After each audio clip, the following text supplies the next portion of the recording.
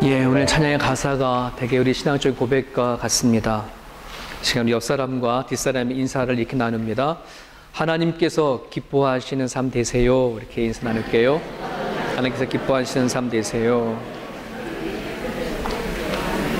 하나님께서 기뻐하시는 여러분 삶 되시기를 바랍니다. 혹시 제 볼륨을 조금 올려줄 수 있으시나요? 제가 제 소리가 잘 안 들려서. 여러분 잘 들리나요? 예, 제가 제 목소리가 안 들리면 되게 힘이 들어요. 그래서 앞에 모니터가 있는데, 네, 모니터가 안 나오는 것 같은데, 네, 하여튼 잘 들린 데가 됐습니다. 우린 지난주에 로마서 3장을 통해서 율법의 개념과 믿음의 개념을 살펴보았는데 기억나시나요? 예, 율법적인 그러한 개념의 믿음은 율법을 내가 행하잖아요. 내가 이런 걸 했어요, 저런 걸 했어요. 하나님, 내가 이렇게 했으니까 하나님께서 보시고 반응해 주세요. 응답해 주세요. 이것이 율법적인 개념이라고 말씀드렸어요. 믿음의 개념은 뭐예요? 하나님께서 나에게 행하신 일, 하시고 계신 일, 앞으로 행하실 일에 대해서 내가 뭐 하는 거다? 내가 응답하고 내가 반응하는 거다. 기억나세요? 안 들은 것처럼, 생소한 것처럼. 내가 걸어가는 발걸음 위에 하나님 보조 맞춰서 따라오세요 라고 하는 것이 아니라 하나님의 걷는 발자국에 걸음에 내가 뭐 한다? 보조 맞추는 거다. 이게 믿음의 개념이다.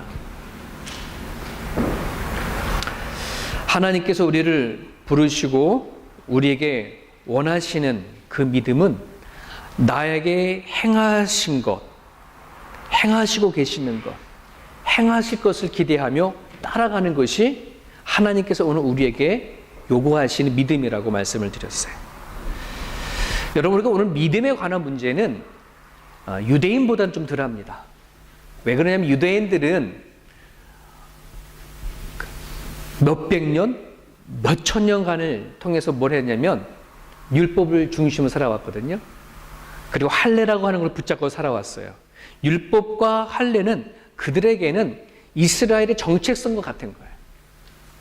그러니까 그들이 오늘 그러니까 바울이 믿음으로 말미암아 구원을 얻는다, 믿음으로 말미암아 하나님께서 의롭다가 칭해 주신다 라고 하는 이것을 받아들이고 이해하고 납득하기가 이게 쉽지 않은 것이에요. 초대교회 때에 복음을 들고 나갔을 때 예수를 믿어라, 구원받는다, 예수를 믿어라, 너의 모든 죄를 다 의롭게 해주신다 하는 그 메시지에 유대인들은 가만히 있지 못했던 거예요. 그래서 복음을 전하는 사람들을 핍박하고 죽이고 완전 이단화로 그렇게 몰아갔던 거죠. 우리는 유대인들이 아니에요. 우리는 뭐 율법을 지켜온 사람도 아니고 할례를 지켜온 것도 아니고 오늘 우리들에게는 믿음으로 구원받는 것에 대해서는 큰 문제가 되지 않아요. 하지만 오늘 유대인들에게는 이 믿음으로 의롭게 되어주고 믿음으로 구원받는다고 한 이 부분에 대해서는 아직도 민감하게 되어지죠. 그래서 오늘 바울은 이 로마서 4장을 통해서 뭘 얘기하고 있냐 그러면 믿음으로 의롭게 되어진다는 것, 너네들이 믿음의 조상이라고 하는 아브라함을 빌어와서 아브라함을 예를 들어서 뭐냐면 믿음으로 의롭게 되는 이야기를 얘기해 주는 거예요. 납득시키고 이해시키는 거예요. 그러니까 율법과 할례보다 앞선 아브라함.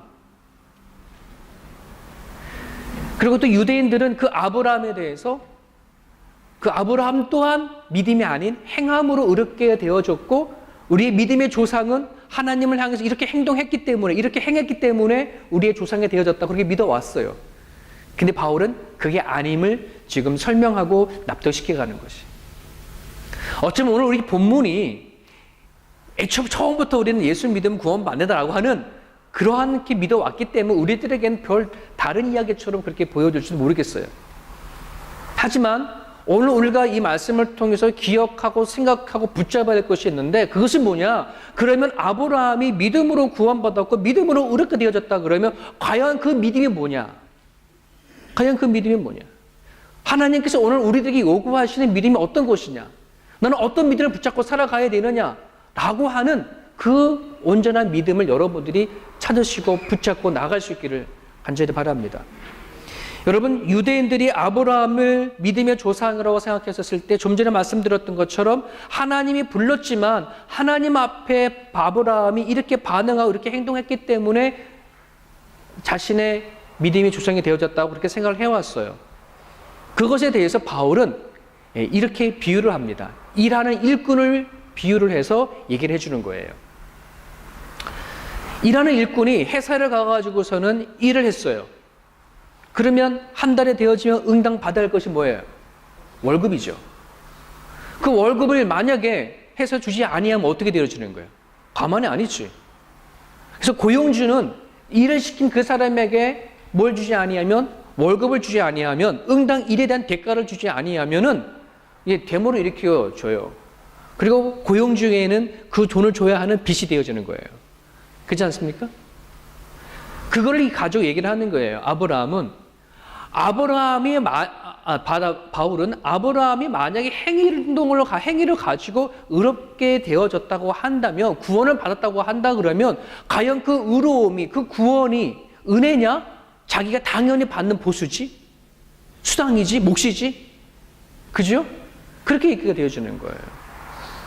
구원이라는 것이, 의롭게 되어지는 것이 하나님의 은혜가 되어지려고 한다 그러면 아무런 노력과 아무런 것이 없는 상태에서 거저 주는 것이 은혜지, 거저 베푸는 것이 선물이잖아요. 그렇지 않습니까? 여러분들이 만약에 누군가에게 선물을 받기, 내가 열심히 뭔가 일을 해서 그 사람이 나한테 선물을 줬다 그러면 그게 선물이에요? 아니지, 일에 무언가에 대한 대가이지. 선물이 선물 되려면 어떻게 해야 되지요? 내가 아무것도 하지 않았지만 그저 그 사람이 나를 생각하고 사랑하는 마음을 가지고 내가 감당하지 못하는 그걸 줘야지 내가 뭐 선물이 되잖아요. 그죠? 지금 그걸 가지고 얘기를 하는 것입니다. 아브라함이 하나님을 위해서 일한 것으로 하나님 앞에 인정을 받았고 구원을 받았다라면 그것은 순전히 아브라함의 공로가 들어가는 것이지 하나님의 은혜는 끼어 들어갈 자리가 없다라는 것이에요. 없어요. 그래서 구원의 그 핵심의 중심에는 하나님이 주인공이 되어지는 것이 아니라 누가 주인공이 될까요? 왜? 자기가 행위를 가지고 이렇게 되어진 거니까 그 사람이 주인공이 되어지는 것이지 하나님이 주인공이 되지가 않아요.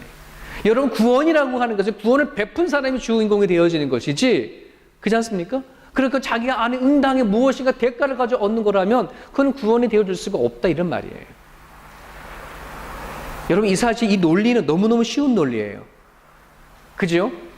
예, 오늘 우리들이 다 이러한 하나님의 베푸신 은혜를 가지고 뭐 한 거예요? 믿음을 얻게 되어진 거고 구원을 받게 되어진 거예요. 그런데 문제는 우리가 그렇게 알고 있음에도 불구하고 우리가 살아가는 가정 가운데 많은 부분들에 안에서 나의 어떤 행위로 인한 무엇인가 하나님을 통해서 얻고자 하는 그런 것이 저변에 깔려 있는 것이 오늘 우리들이 믿음 생활하는데 많이 보인다고 한다는 것이죠. 여러분, 바울은 할례나 율법도 같은 개념으로 보는 것이에요. 할례가 뭐예요? 왜 하나님께서 이스라엘 백성들에게 할례를 하게 했어요? 아브라함에게 왜 하나님 아브라함을 할례를 시켰냐 그러면 내가 너를 불렀어, 내가 너를 선택했어, 내가 너를 통해 민족을 이룰 거야, 너는 나의 백성이 되고 내가 너의 하나님이 되어줄게 하는 것에 대한 뭐로 준 거예요? 증표로 준 거예요. 증거로 준 거예요. 근데 유대인들은 그렇게 생각하지 않았어요. 할례를 아브라함의 받음으로 인해서 의롭게 되어졌다고 한다는 그런 생각이 더 강했단 말이에요. 여러분, 결혼 반지를요, 서로 남녀가 사랑을 해서 결혼을 하고 그것에 대한 증표를 가지고 반지를 끼워가면서 내가 널 영원히 사랑할게 라고 하는 것이 되어지는 것이지, 서로 사랑하는 반지를 줬기 때문에 서로 사랑할게 하는 건 아니잖아요. 같은 그런 원리. 율법도 마찬가지라 그랬습니다. 하나님께서 이스라엘 백성들을 선택하고 내가 너를 통해서 이제 나의 일을 이룰 거야.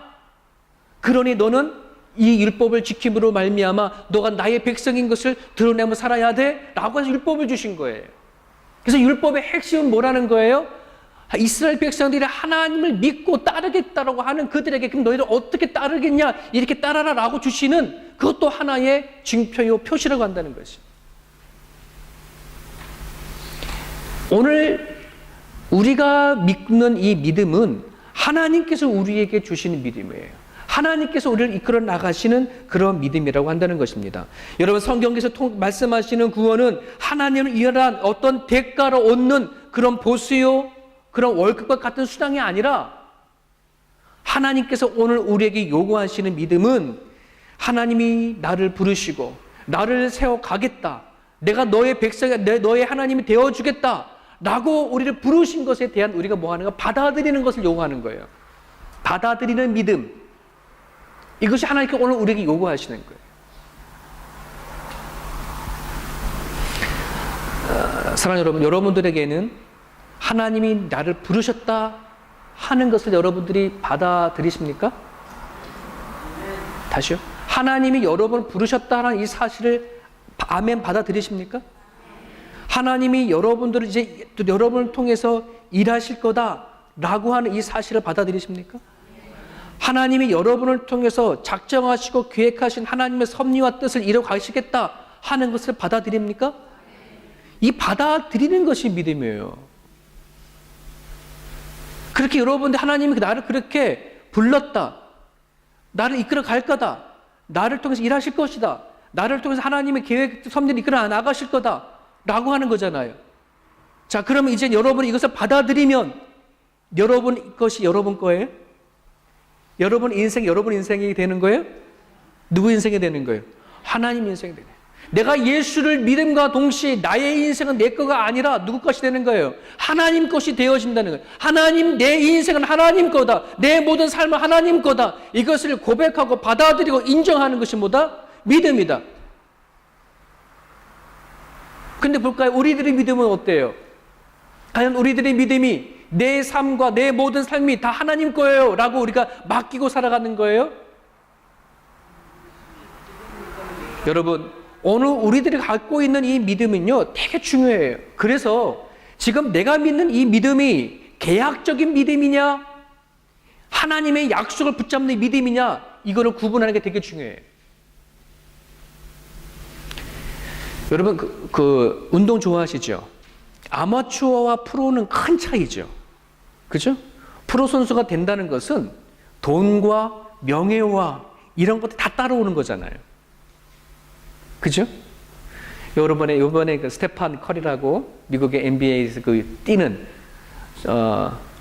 아마 젊은 사람들은 알 거예요. 요번에 새로 계약하는데 약 500억? 한국 돈으로? 그 정도의 돈으로 계약을 하는데, 여러분, 그 사람에게는요, 이 프로 선수들에게는 상상할 수 없는 물질이에요. 명예도 있어요. 근데 반드시 거기 따라오는 것이 있어요. 뭐가 있어야 돼? 실력이에요. 그죠? 여러분, 프로 선수, 그 야구 선수 하는 거 보죠. 야구 선수가 공을 하나를 잘 던졌다, 못 던졌다, 이걸 다 기록하죠. 스윙을 했을 때 잘 쳤다, 못 쳤다, 다 기록합니다. 공을 받았다, 못 받았다, 그게 다 기록되어 있어요. 그것이 뭐예요? 그 사람의 실력이고, 그런 것이 잘 쌓여져서 뭐냐면 다음에 계약할 수 있는 하나의 되어지는 거예요. 이게 계약인 거예요, 계약. 너랑 나랑 구단이랑 이런 계약을 했으니까 이만큼 실력을 하면 내가 이만큼, 돈을 주고 이만큼 명예를 주겠다라고 한다는 거지. 이게 계약적인. 여러분, 오늘 우리들의 믿음이 과연 계약적인 믿음으로 되어진다면 어떤 일이 벌어지는지 아세요? 하나님, 나를 부르셨어요? 그럼 이제 내가 하나님 앞에 어떻게 하면 되겠습니까? 내가 하는 것만큼 하나님에 대한 책임 지시는 겁니다. 이제 이렇게 되는 거죠. 내가 무엇을 해야 됩니까? 이 정도면 되어집니까? 라고 하는 하나님과의 뭐가 이루어져요? 딜이 이루어지는 거예요. 계약이 이루어지는 거예요. 여기 안에는, 이 계약적인 믿음 안에는 뭐가 없냐면 하나님의 은혜라는 것이 파고 들어갈 수 없어요. 거기에는 무엇이 없냐? 어떤 대가, 수당, 내가 하나님 앞에 한 것만큼에 대한 그것을 바라는, 이게 계약적인 믿음이에요. 근데 하나님은 오늘 우리를 부르셨을 때 그 믿음을 얘기하는 것이 아니에요. 뭐냐면 약속을 붙잡는 믿음이, 약속을 붙잡는 믿음. 아브라함이 이스라엘의 믿음의 조상이 되어진 것은 아브라함이 어떤 실력이 좋아서, 믿음의 실력이 좋았고, 그리고 그 거룩한 어떠한 삶을 잘 살았기 때문에 그를 선택해서 하나님이 부르신 거 절대 아니잖아요. 여러분, 아브라함이 하나님의 부름을 받았을 때 그는 어떤 일을 하고 있었어요? 아버지의 대라를 따라서 우상을 만든 일을 하고 있었어요. 그 당시는 가부장적인 그런 집안이었기 때문에 아버지가 우상을 만든 집안이었다라고 한다는 역시 그 자식들도 다 뭐 하는 거예요? 예, 우상을 만들고 살던 집안이란 말이에요. 하나님은 그런 아브라함을 불러내서 뭐 하겠다는 거예요? 내가 너를 통해서 큰 민족을 이루겠다고 하신 거잖아요. 아브라함이 능력이 있고 어떤 하나님을 찾는 그 실력이 좋고 믿음이 월등해서 하나님이 선택한 것이 절대 아니에요. 어떻게 해서 아브라함이 이스라엘의 믿음의 조상이 되었을까요? 하나님께서 그렇게 만드셨기 때문에. 그렇게 만드셨기 때문에. 여러분, 하나님이 우리를 부르셨어요. 보잘것 없는 가운데 우리가 신앙 고백하잖아요. 하나님, 우리가 하나님 불렀을 때에 우리는 하나님 앞에 도리어 원수됐던 존재였어요. 하나님 앞에 적이었던 사람들이었잖아요. 하나님을 모르었던 사람들이에요. 뭔지만도 못했던 그런 우리 보잘것 없는 존재를 하나님이 불렀다는 말이 여기 뭐 한다는 거예요? 내가 너희를 뭐 한다는 거예요? 이끌어 가겠다는 거예요. 존귀한 사람을 만들겠다는 거예요. 거룩한 자로 만들겠다는 거예요. 대단한 사람으로 만들겠다는 것이죠. 여러분, 이 믿음을 여러분 갖고 있으시나요? 여러분, 오늘 우리 그리스도인들이 하나님을 믿으면서 이런 믿음을 생각하지 않아요. 간신히 하나님을 믿고 살아가는 어떤 거기에서 허덕여요. 어떤 계약적인 그런 관계 안에서 내가 주일 예배 드려주고 뭐 했으니까 하나님이 이것에 대해서 나의 살아가는 삶 속에 하나님께서 그냥 내가 살아갈 정도 채워주시기만 하면 됩니다. 아프지 않게 해주시고 내가 기도하는 대로 응답만 해주시면 됩니다 라고 하는 어떤 계약적 관계에서만 우리가 신앙생활을 해나가지, 하나님이 나를 불렀다, 나를 쓰신다, 나를 사용하신다, 역사한다 하는 것에 대한 그 기대는 갖고 살아가지 않는 영혼들이 얼마나 많은지 몰라요. 사랑하는 여러분, 하나님이 여러분 불렀어요. 아셔요. 여러분을 통해서 지금도 일하고 계셔요. 이것을 믿어야 내가 하나님 안에 뭐가요? 은혜 가운데, 감사 가운데, 기쁨 가운데 무엇을 하더라도 행위가 이루어지는 거예요. 여러분, 야고보사가요, 행함이 없는 믿음은 죽은 믿음이다. 어떤 그 행동은 어떤 거냐? 내 안에서 하나님의 은혜와 감사와 기쁨과 믿음 가운데서 만들어지는 행동을 얘기하는 것이에요. 그런 것이 없는 그냥 행동하는 것은 뭐예요? 은혜 없는 믿음 갖고 행동하는 거예요. 사랑하는 저의 둘의 교회 성도들, 하나님 안에서 얻어지는 기쁨, 나를 부르고 나를 쓰시고 나를 이끌어 가신다고 한다.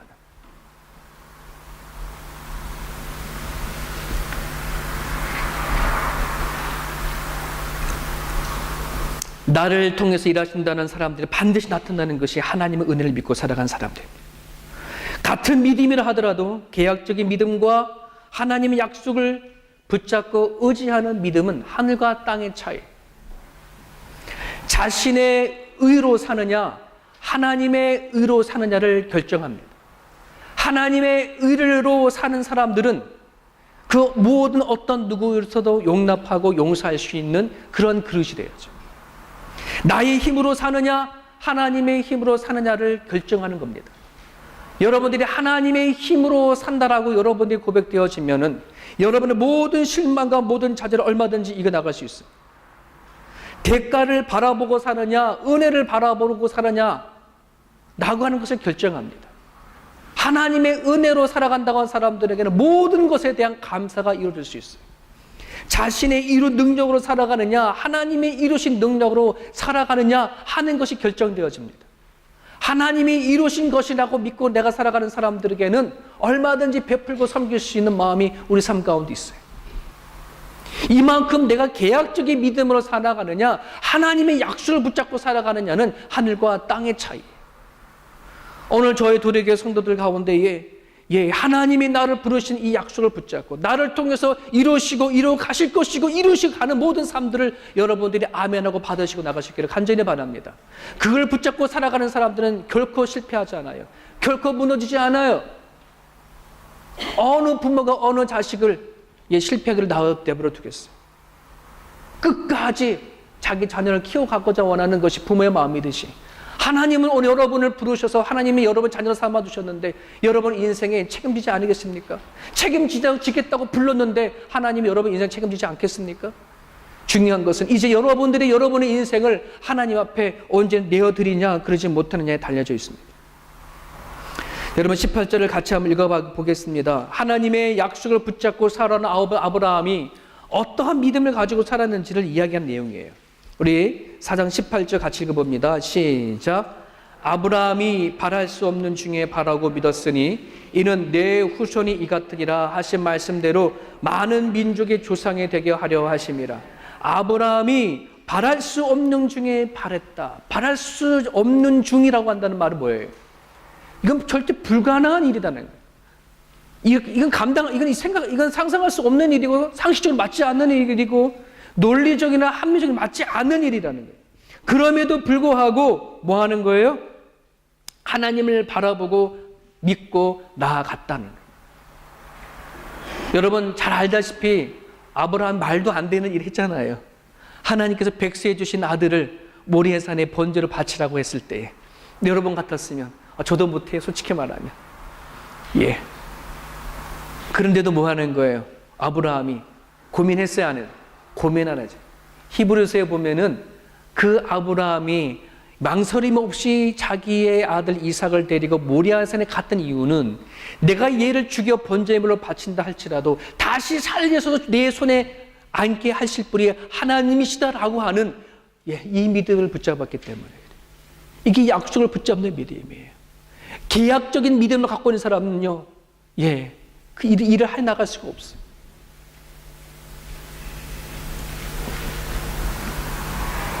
사랑하는 여러분, 하나님의 약속을 붙잡고 살아가는 믿음은 내가 이 세상을 살아갈 때 삶의 근거를 어디에다가 두느냐 하는 것을 결정합니다. 어디에다 두느냐. 여러분들이 하나님 나를 부르신 그 약속을 붙잡는 사람들은 이 세상을 살아갈 때 현실의 근거를 두지 않아요. 누구의 근거를 둘까요? 하나님께 근거를 둬요. 살아가는 이유를 거기에 두는 거예요. 삶의 근거를 거기에 두는 거예요. 왜? 나를 불렀다고 하는 것을 믿기 때문에. 나를 통해 일하신다고 한다고 해서 믿기 때문에. 근데 아직 내가 하나님을 믿으면서도 내 살아가는 삶의 근거가 기반이 하나님이 아닌 현실을 붙잡고 살아갈 수 있다, 살아간다면 이건 지금 내 믿음이 뭐예요? 하나님을 약속 붙잡는 믿음이 아니라는 것이에요. 오늘 우리들이요, 현실을 붙잡으면요, 하나님의 약속했던 것들이요, 슉슉슉 다 사라져버려요. 여러분이 성경을 읽고 설교를 들으며 하나님의 음성을 듣고 살아가면 순모든 성경에는 약속투성이에요. 창세기부터 요한계시록 보세요. 하나님께서 믿음의 사람들을 선택해서 그 사람에게 약속하고 이루신 일들로 가득한데 그 약속이요, 내가 현실을 붙잡는 순간 뭐예요? 사라져버려요. 없어져 버려요. 하나님의 뜻을 붙잡으시기 바랍니다. 어떤 모양이든 어떤 상황 가운데 삶의 근거를 하나님 앞에 두고 살아갈 때에 거기에 생각하지 못했던 일들이 일어나요. 아멘 하시는 분들 그 일 일어날 줄 믿습니다. 그런 일이 일어난다니까. 책 한 권에 TV 스타, 하늘나라 스타라는 책이 있어요. 이 연예인들이, 크리스찬 연예인들이 그 활동을 하면서 일어났던 이야기들을 이렇게 모아놓은 이 책인데 거기에 임동진 장로님 이야기가 나와요. 지금 이제 목사님에 대해서 목회를 하신다고 하더라고요. 그 임동진 장로님이 어떤 지역 마을에서 크게 그 복음화를 위해서, 복음을 전달하기 위해서 선곡을 하는데 임동진 장로님을 중심으로 해서 선곡을 꾸몄어요. 사람을 꾸며가지고서는 연극을 하도록 이렇게 부탁을 드려서 아주 몇 달 동안 열심히 선곡을 준비를 해서 무대에다가 이렇게 세우려고 했는데 무대에 세우기 이틀 전에 KBS 드라마를 촬영하다가 그만 다리를 크게 다쳤어요. 근데 병원에 가보니까 다리에 이렇게 다리가 부러지면 이렇게 흰 선으로 나오잖아요, 엑스레이에. 그죠? 그러니까 다리뼈가 크게 흰 수위로 나왔어요. 그래서 의사가 당신이 지금 기부스에서 한 25일 정도 지나야지 이게 다 붙지. 그렇지, 이 상태로 기부스 하지 않으면 나중에 걷기 아마도 어려울지도 모릅니다. 반드시 기부스 하셔서 쉬셔야 합니다. 그런 진단을 받았어요. 그럼 이틀 남았잖아요. 선곡을 해야 되고 그 자리는 복음을 전하는 자리. 임동진 장로님이 이런 결단을 했다 그래요. 살리시는 분도 하나님이시고 죽이시는 분도 하나님이시고 그냥 낫게 하시는 분도 하나님이시다. 아멘 하고 그리고 이를 악물고 무대에 섰어요. 그러고 나서는 무대가 성공적이 끝났고 그리고 좋은 열매를 또한 거뒀어요. 그러고 나서 병원을 간 거예요. 병원을 갔더니 그 의사 선생님 하는 말이 다시 엑스레이를 다 찍어나 보니까 그동안 잘 쉬었나 보대. 잘 쉬어서 이전보다 더 낫게 되어졌는데 25일까지는 필요 없으니까 일주일만 기부스하면 될 것 같다고. 그때 이 임동희 장로가 웃었대요. 아니 내가 지금 뭐 하고 왔는데 집에서 쉰 것이 아니라 뭐요? 공연하고 왔어요. 그러면서 일주일 동안 기부스하고 풀고 나서 KBS 드라마도 잘 촬영했다고 하는 그런 내용이 담겨졌는데 거기에 임동희 장로님이 자기를 따라다니는 스태진이 있잖아요. 촬영도 하고 감독하고 그런 분들에게 이렇게 말했다고 합니다. 여보세요. 나를 부르신 하나님께서 이런 분입니다. 나를 부르셔서 쓰시는 하나님이 이런 분입니다. 당신 하나님 믿으세요. 여러분 자신에게는 현실 속에 현실의 눈으로 바라보면은 그냥 뭐 하는 거예요? 병원에 가서 기부스하고 누워있는 것이 현실적인 생각이에요. 하지만 그의 삶의 중심의 근거는 누구다? 하나님이다. 여러분 우리가 살아갈 때 여러 가지 어려운 일들이 많이 부딪혀요. 실패도 할 수도 있고 여러 가지 감당할 수 없는 문제 다실 거예요. 하지만 하나님께서 뭐 하겠다? 나를 쓰신다. 나를 통해 역사하신다. 그거를 믿을 때에 거기 안에 하나님이 오늘 우리 가운데 역사하고 살아계신다는 걸 볼 수 있어요. 여러분 특히 주부 집에서 자녀를 키워가시는 여러분들 아이들 뒤치작덕거리하고 뭐 하다 보면 이게 도대체 내가 왜 이거 해야 돼? 꽃다운 나이를 생각하고 젊을 때 생각할 때에 그 일들이 아무것도 아닌 것처럼 보일 때가 있어요. 너무너무 지겨울 때가 있어요. 매일같이 청소하고 밥하고 아이들 옷 입히고 학교 보내고 힘들 때가 있어요. 여러분 기억하세요. 하나님이 그 일 하나하나를 통해서 하나님이 나를 부르셨다라고 하는 이 자리를 부르셨다고 했었을 때에 거기에 놀라운 일이 일어나는 거예요. 하나님이요. 여러분들이 아이들을 입히고 청소를 하나 할 때마다 하나님이 나를 이 자리에 불러 쓰신다, 사용하신다. 이 자리를 통해서 하나님 뜻이 있다라고 믿고 기도하는 그 사람의 그 모든 삶을 가만두지 않아요. 성경 보세요. 하나님을 크게 불러 쓰는 사람도 있지만은요. 한평생요. 그냥 집에서 일하는 사람들도 하나님 쓰시는 일들이 얼마나 많은지 몰라요. 바깥에서 일하는 남편들, 내가 도대체 누구를 위해서 이렇게 살아가나? 그렇게 일하다 보면요, 지치고 힘들어서 못해요. 하지만 하나님께서 여러분을 불러가지고 일을 쓰신다. 바깥 나가서 일을 하고 돈을 벌어온 그 일을 통해서, 그 자리를 통해서 하나님께서 나를 쓰시고 계시겠다라고 하는 그런 생각을 가지고 나갈 때에 하나님은 여러분을 통해서 놀라운 일을 행하신다니까요.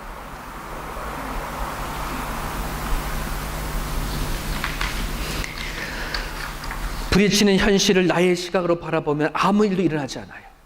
하지만 작은 거라도 하나님이 나를 이 자리를 통해서 일하시고 계신다고 믿는다면 하나님의 약속을 붙잡고 내가 그 자리에서 어떤 판단, 어떤 선택, 어떤 결정을 한다 하더라도 하나님께서 그 결정과 판단을 통해서 일하신 하나님을 여러분 믿으시기를 바랍니다. 그래서 우리가 같이 호흡하시고 살아계신 하나님을 삶 가운데 경험해줘야 진짜 하나님 살아계시구나 이렇게 되어지는 것이지, 평상시에 하나님을 전혀 모르고 살아가다가 내가 주일날 와서 한번 예배 드리고 나서 살아계신 하나님을 경험하고 찬양한다고 한다는 것은 우리가 하나님 살아계신 하나님 만나기가 쉽지가 않아요. 여러분들 살아간 삶의 그 자리, 젊은 청년들은 공부하는 그 자리, 학교 가는 그 자리, 청소하는 그 자리, 일하는 그 자리, 운동하는 그 자리, 하나님의 여러분 그 자리를 부르셨던 사실을 붙잡고 나갈 수 있기를 간절히 바랍니다. 아브라함은 하나님으로부터 아들을 주시겠다고 약속을 받았을 때에 자기 형편과 나이나 이거를 보면 얼마든지요, 그런 좌절하거나 하나님의 약속을 체념해버릴 수도 있어요. 한번 보세요. 하나님께서 아브라함을 불러가지고 내가 너희한테 자식을 주겠다 했을 때 아브라함 나이는 이미 벌써 다 늙은 나이였어요. 사례는 그동안 아이들 못 낳고 성장했어요. 이미 경수가 다 끝난 상태예요. 뭘 바라겠습니까? 근데 하나님께서 아들을 주시겠다고 약속하는 거예요. 그것뿐만 아니라요, 조금 냉정하게 바라보면은 하나님께서 아브라함에게 내가 너에게 자식을 주겠다라고 약속할 때에 그 전에 어떤 약속을 또 했냐 그러면 내가 너를 불러냈어요. 갈대우르에서 불러내서 어디를 주는 거예요? 가나안 땅을 주겠다고 이미 약속을 했었잖아요. 그죠? 여러분, 그러면 최소한 가나안 땅을 주겠다고 하는 그것이 이루어졌으면 또 몰라. 근데 여러분 사도행전 7장 5절에 보면은요, 스데반 집사가요, 아브라함을 얘기를 할 때에 아브라함이 하나님께서 아브라함에게 아들을 주시겠다고 약속받은 그때에 발 디딜 땅 한 평도 받지 못했다, 유업으로 받지 못했다고 그렇게 얘기하고 있어요. 히브리서 보세요. 아브라함이 이삭을 낳고 이삭이 야곱을 낳았어요. 손자가 나올 때까지 아브라함에는 뭐예요? 장막에서 거했다. 아직 가나안 땅을 얻지 못했단 말이에요. 그럼 아브라함의 입장에서는 이렇게 생각할 수 있어요. 하나님, 나를 갈대우르에서 벗어 나오게 해서 하나님께서 뭐 하늘의 별도 보고 땅을 다 너희들 주겠다고 약속을 했으면 그럼 최소한 몇 평이라도 주고 나서 그 말을 하셔서 아들을 주겠다라고 하면 좀 믿겠는데, 하나님 뭐 사기꾼도 아니고 맨날 약속만 하고 주지 않고 또 약속하고 또 약속하고. 그러면 우리요, 뭐 어떻게 돼? 우리는 얼마든지 뭐 할 수 있어요. 예, 하나님에 대한 신뢰감이 떨어질 수도 있어요. 약속이 거짓이라고 말할 수도 있어요. 근데 오늘 여러분 19절과 20절을 보세요. 아브라함의 믿음이 약해졌어요? 그렇지 않죠. 뭐라고 합니까? 도리어 견고해졌다. 견고해졌다. 믿을 수 없는 상황, 믿을 수 없는 처지, 믿을 수 없는 여건, 그럼에도 불구하고 하나님의 약속을 붙잡았다. 이게 아브라함이 이스라엘 백성들의 믿음의 조상이 된 근 이유예요. 사랑하는 여러분, 이것은 다 아브라함뿐만 아니에요. 다윗도 마찬가지. 하나님께서 다윗을 기름 부어 세워서 왕으로 세우겠다. 그럼 왕을 바로 세워야지. 10년 이상이나 광야 생활을 하게 만들고 얼마나 그가 낙심할 수 있겠습니까? 그러나 여러분 시편의 다윗의 고백을 보면 한 번도 원망과 불평하지 않아요. 하나님이 계신 믿음을 약속을 붙잡고 살아가요. 요셉도 마찬가지예요. 성경에 있는 모든 믿음의 사람을 바라보면은 하나님의 약속과 부르심을 끝까지 붙잡고 나갔던 그 모습을 우리는 바라보게 되어져요. 사랑하는 여러분, 여러분 지금의 어떠한 실패나 어떠한 좌절이나 여러분들이 하나님 믿고 살아왔는데 뭔가 내 뜻대로 내 생각대로 되어지지 않는다는 것, 그럼 여러분 그 내 안에 있는 계약적인 믿음을 갖고 있기 때문에 그래요. 여러분 내가 있는 현실을 가지고 하나님을 판단하지 마세요.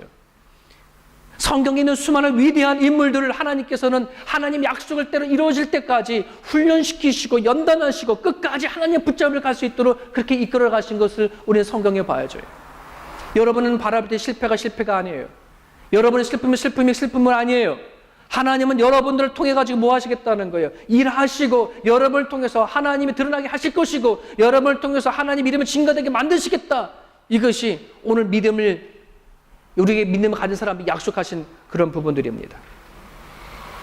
오늘 우리들이 지금까지 내 믿음이 너무 약해왔다면, 너무 가볍게 생각했다면, 여러 가지 환경과 여건에 따라 믿음이 오르락내리락 했다고 한다면, 여러분 하나님의 말씀을 단단히 약속을 붙잡을 수 있는 저와 여러분 모습 되기를 간절히 바랍니다.